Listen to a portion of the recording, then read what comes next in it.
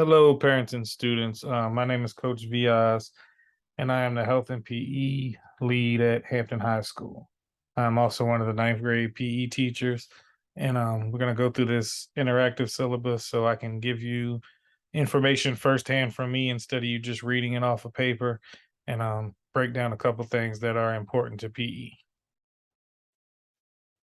Ninth grade PE is a graduation requirement. Students must pass physical education and health for ninth and 10th grade in order to meet graduation requirements.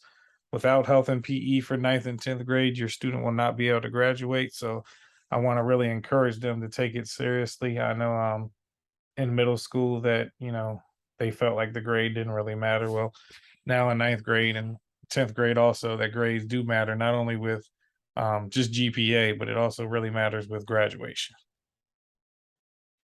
Some grading percentages. So for PE, participation will be 70% of their grade.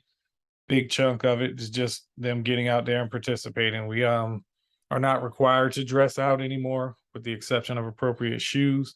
So the grade is heavily based on participation. And then 30% of the grade will be assessments of the units that we go over. Students will be given a study guide for each unit and have a quiz or test at the end of that unit.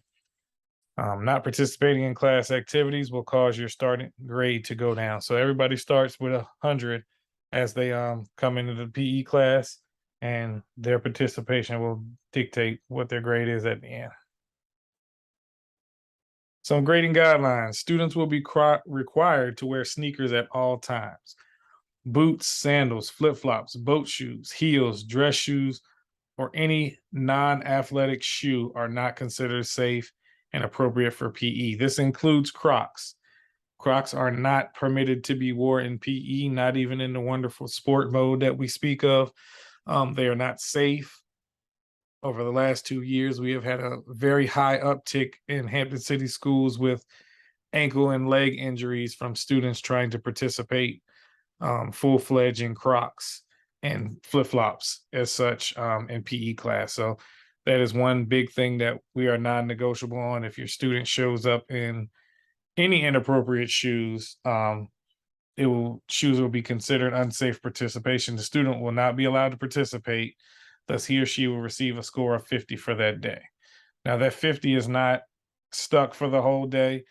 Students will have the opportunity during that class period to complete an alternate assignment, which will be a book assignment, to get more credit for that day. It will be partial credit because they are missing the participation part of the day, but it will be the opportunity to get more credit than that 50 for not doing anything.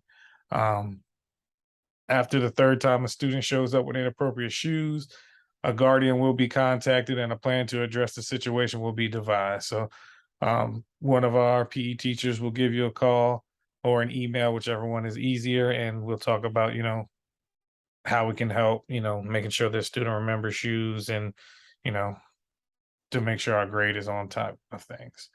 After a fourth time, a detention can be assigned by a teacher. We do not want to drag on students not wearing the appropriate shoes, and we don't want to try to get students comfortable in trying to skate on just I'm not going to wear shoes so I don't have to participate and I can just do an assignment. Here's a couple examples of acceptable and not acceptable footwear. If you look at the top row, tennis shoes, sneakers are appropriate. So at the bottom row, a lot of these shoes, even though they may look like they may be okay for athletic participation, a lot of them, the big thing is they're not safe for our gym floor. They can scuff the floor, mark up the floor. Like I said, the Crocs, there's no ankle support, flip-flops, socks.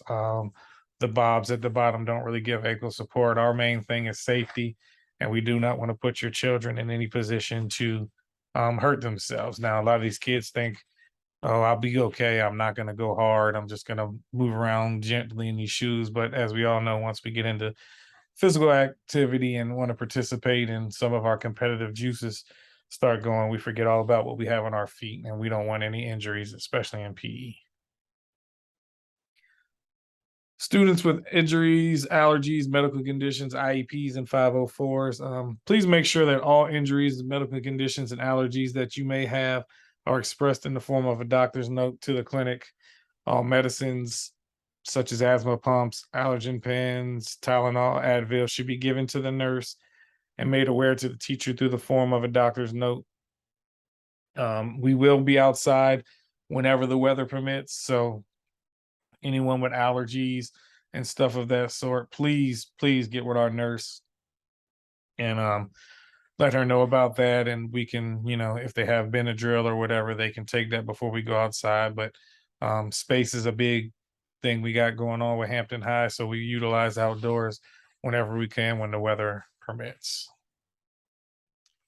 Electronic devices. Only devices issued to students by Hampton High are permitted to in class. So that means to be used while we're in class. And only one that is the Chromebook. All personal electronic devices are prohibited. We cannot use our cell phones during PE class. PE is just like any other class in the building, and we want to refrain from students being on their cell phones as long as they're in pockets and away. They're not an issue with us. We just do not want students out on their cell phones while we are having class. Some of the classroom procedures: when entering the gym for PE class, students will go directly into their respective locker rooms and place all belongings in the locker room. So our locker rooms have lockers. We do not have enough lockers to assign every ninth grade kid a locker. But when they go in that locker room, they will have the option to bring their own lock and utilize the gym lockers to secure any valuable items. The locker room will be locked during that PE class, and no student will be permitted to enter without an adult. Locks may only be placed on lockers during that student's class period. Any lock left on the locker at the end of the day will be cut off. Big suggestion with me is get a combination lock so that we do not have to keep up with the key. Myself, I will, if the student wants and they have a combination lock, if they want to give myself the combination to the lock, I will keep a little notepad or chart in my files of the locks that they bring, just in case they forget their locker combination when they have their lock with them or they're having an issue, and I can help them.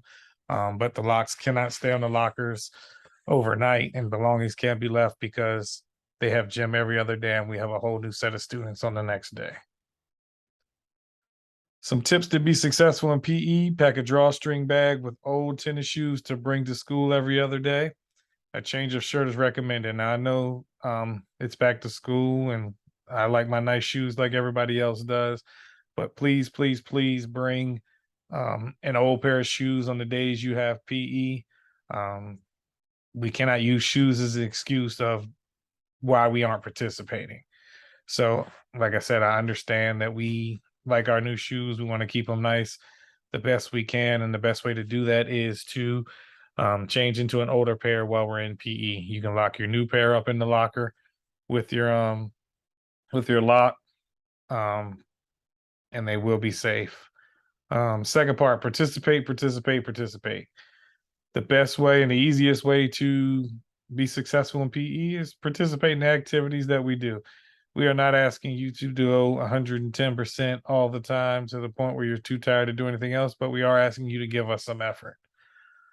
Be willing to try activities outside of the norm. We do try a lot of new activities with our students, some stuff that they might not do on a regular basis, but we ask them to have an open mind. And a lot of the times when students do that, they like those other activities that they usually don't do, and it becomes something fun to do.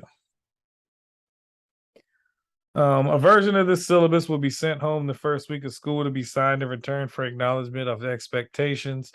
It will not be the exact form of this PowerPoint, but it will be a documentation with all the information in the spot for you to sign and send back to your student's teacher. And please do not hesitate to reach out to your child's PE teacher with any questions or concerns. All of us are 100% willing to answer any questions that you got and address any concerns. Please, like I said, do not hesitate to reach out to us and we will get back to you as soon as we can. If you have any questions, reach out. I appreciate you taking the time to view this. and good luck with your new school year.